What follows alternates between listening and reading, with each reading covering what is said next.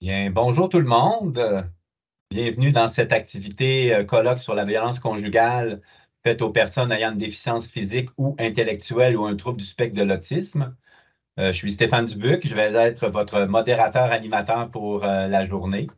Je suis coordonnateur au Centre d'expertise en santé de Sherbrooke, qui est un partenaire technique là, pour l'organisation de la journée d'aujourd'hui, qui est une initiative du ministère de la Santé et des Services sociaux. Ça va être moi qui va vous animer, qui va modérer, qui va suivre l'ordre du jour du programme qui a été proposé pour la journée d'aujourd'hui. Il y aura une série de présentations, il y aura des moments où vous allez pouvoir poser des questions et le mode d'interaction va être le clavardage, donc sur l'onglet Conversation. C'est à cet endroit que vous pourrez poser des questions, référer, mettre des commentaires. Vous pouvez le faire, dans le fond, à tout moment des présentations, mais il y a des moments fixes après chacune des présentations où on a des temps pour prendre vos commentaires.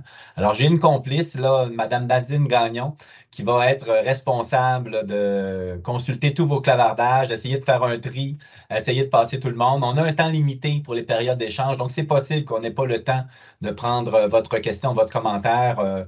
On s'en excuse d'avance. On espère que ce ne sera pas le cas. Mais si jamais ça arrive, dites-vous que c'est pas, prenez-le pas personnel, comme on dit. C'est vraiment une question de logistique et de gestion du temps pour avoir le temps de passer tout notre contenu. Alors, vous avez vu le programme. On a une journée qui est très riche. On va débuter à l'instant. S'il y a quoi que ce soit dans mes collègues présentateurs, organisateurs, si j'oublie quoi que ce soit là, avant de commencer officiellement, vous me faites signe. Ça va?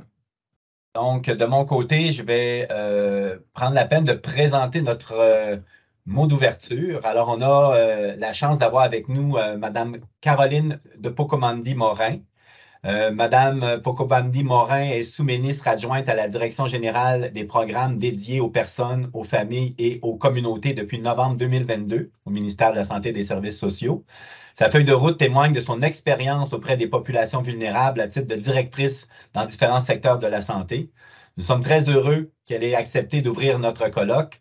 Madame la sous-ministre adjointe, à vous la parole. Bien, bonjour tout le monde. Je suis bien contente d'avoir pu être présente ce matin. Comme vous le savez, si vous suivez un petit peu les médias, c'est un matin de grande fébrilité, grosse journée pour le ministère et le réseau de la santé qui s'en vient. Mais je trouve important de prendre un moment pour venir vous parler. Je suis très heureuse d'ouvrir aujourd'hui le tout premier événement de partage d'expertise et de savoir au sujet de la violence conjugale vécue par les personnes ayant une déficience physique, une déficience intellectuelle ou un trouble du spectre de l'autisme. Je suis heureuse de constater et impressionnée de voir qu'il y a beaucoup de personnes engagées qui sont présentes aujourd'hui pour participer. C'est un événement qui s'inscrit dans une perspective d'amélioration des services et vous avez répondu en très grand nombre à l'appel. Un vaste rapport publié en 2010 par l'Office des personnes handicapées du Québec faisait état de nombreuses recommandations visant à améliorer, à adapter les services offerts aux femmes handicapées victimes de violences conjugales. Ce dernier citait notamment sur les besoins de formation sur la violence conjugale des intervenants et des intervenantes en DI, DP, TSA, mais également sur les besoins de formation sur l'intervention auprès des personnes ayant une déficience. En plus du besoin de formation, le rapport soulignait la nécessité d'améliorer l'accessibilité et l'adaptation des ressources dédiées aux personnes, aux victimes de violences conjugales, comme les maisons d'hébergement. Ces recommandations ont mené le ministère de la Santé et des Services sociaux à prendre action via le plan d'action en matière de violence conjugale 2018-2023. D'abord, en faisant une recension des formations existantes touchant la violence conjugale telle que vécue par les personnes ayant une déficience ou un trouble de l'autisme, mais également s'engager à tenir une activité de partage de connaissances et de l'expertise au sein du réseau de la santé et des services sociaux, une activité qui promet d'être riche pour l'ensemble des personnes et des organisations représentées aujourd'hui. Nul n'est à l'abri de vivre une situation de violence conjugale, et bien que ce sujet soit de moins en moins tabou, il demeure que la violence conjugale vécue par les personnes en situation de handicap est une problématique méconnue et très peu documentée. Voici quelques faits saillants tirés de diverses études. Les femmes handicapées ont un risque accru d'être victimes de violences conjugales. Elles font face à de nombreux obstacles pour avoir accès à des services adaptés et capables de les accueillir, ce qui augmente le risque de violence conjugale se perpétue. Les actions de prévention de la violence conjugale devraient s'adresser aux personnes en situation de handicap aux intervenants ainsi qu'aux services de soutien qui leur sont destinés. Il ne fait aucun doute qu'il demeure beaucoup de travail à réaliser afin de s'assurer que chaque personne soit adéquatement protégée lorsqu'elle vit une situation de violence conjugale, particulièrement les personnes en contexte de fragilité ou de vulnérabilité. De nombreux chantiers sont toujours en cours et visent à offrir une meilleure réponse à toutes les personnes victimes. Parmi ceux-ci, je nommerai les travaux d'implantation de la gamme de services en DP, DI, TSA qui visent à déployer une gamme complète de services en réponse aux besoins des personnes et de leurs proches et favoriser l'émaillage de l'ensemble des acteurs impliqués pour agir en prévention plutôt qu'en réaction aux difficultés vécues.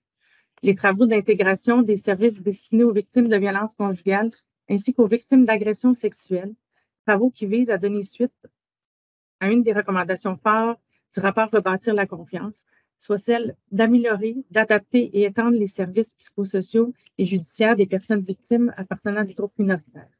Ces travaux s'inscrivent dans un principe d'intégration des services visant à arrimer l'ensemble des acteurs du réseau de la santé et des services sociaux, que des organismes communautaires, des services policiers, de la justice, afin de répondre aux besoins des personnes victimes de violences conjugales dans toute leur multiplicité. Ces vaches chantiers, tout comme l'événement auquel nous assistons aujourd'hui, sont autant d'occasions pour échanger et permettre de s'arrimer pour protéger et soutenir l'ensemble des personnes victimes de violences conjugales. Pour terminer, je tiens à remercier l'ensemble des personnes qui ont accepté de nous partager leurs connaissances et leur expertise aujourd'hui. Je salue également le travail de la Direction des programmes en déficience, troubles du spectre de l'autisme et réadaptation physique, qui sans eux, nous n'aurions pu tenir aujourd'hui cet événement. Et surtout, je tiens à vous remercier, vous tous, d'être présents et de porter avec nous le souci de développer une expertise plus forte afin d'offrir des services toujours plus adaptés et de meilleure qualité. Je vous remercie et je vous souhaite surtout une journée très enrichissante et remplie de beaux partages. Merci. Merci beaucoup, Madame Pocamondi Morin.